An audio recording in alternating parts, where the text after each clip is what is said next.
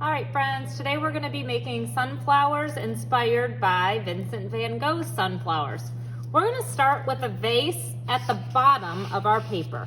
This is going to be in the foreground or the front. I gave you a stencil. You do not need to trace the stencil.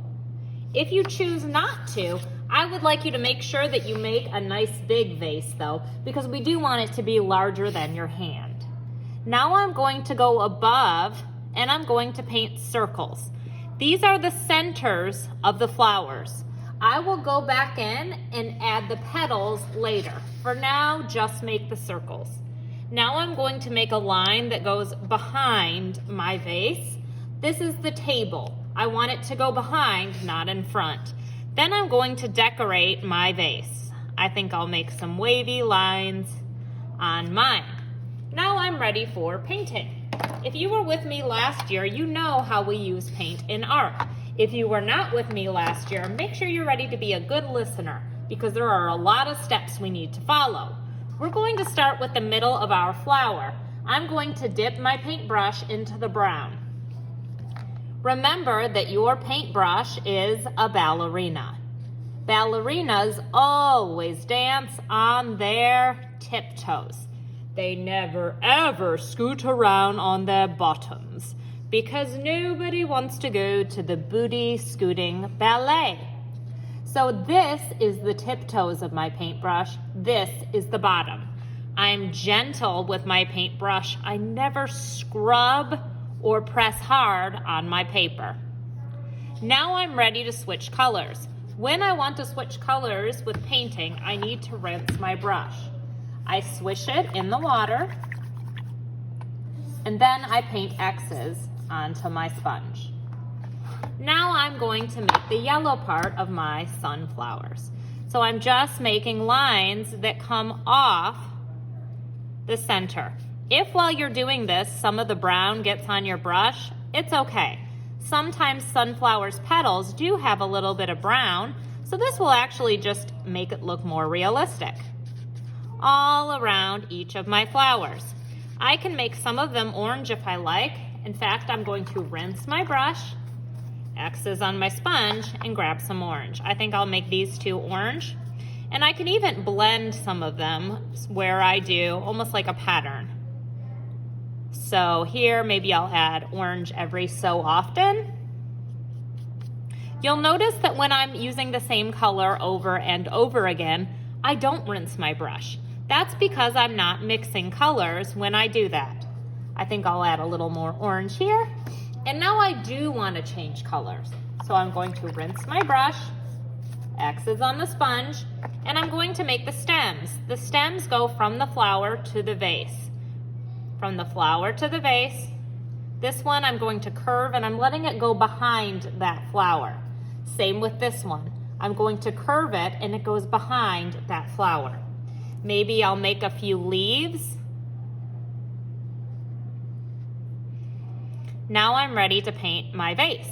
There are no rules for painting the vase other than you may not mix the colors and you need to make sure that you're using your paintbrush like it's a ballerina. So you could make it a rainbow vase, you could come up with a pattern, whatever you think would look good for yours.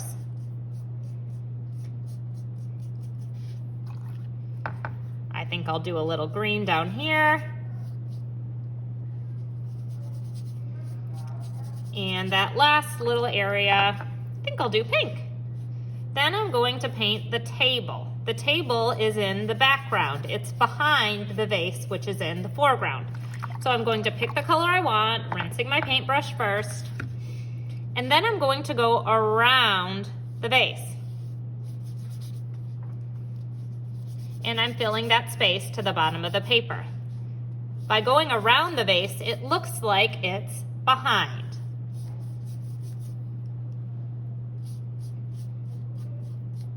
All right, now I'm going to let my painting dry and I'll finish it up next class. All right, now I'm going to be finishing my sunflower painting. I'm going to start with oil pastel in the background. Remember, the background is what's behind.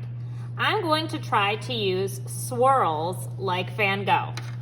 So I'm making some swirling motions And I can change colors whenever I like, or I can use the same color. Maybe I'll do some red. So this is called a spiral or a swirl. It creates movement on your paper when you use these types of lines. Movement is when a viewer is looking at your art and they want to move their eyes around and look a little longer. Then I can take my pastel and add extra details on top of my vase. I think I'll make some red stripes here. I think I'll make some spiral lines right here.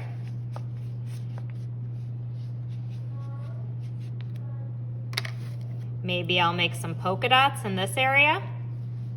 That's a little tricky to see. I'll switch colors for you.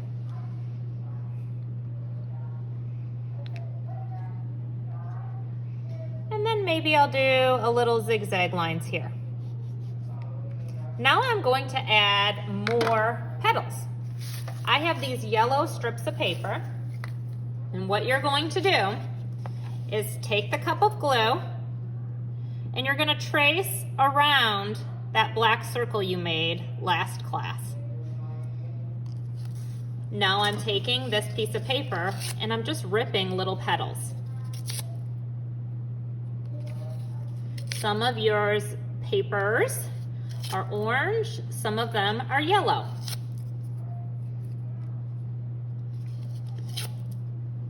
And I'm gonna go all the way around my paper.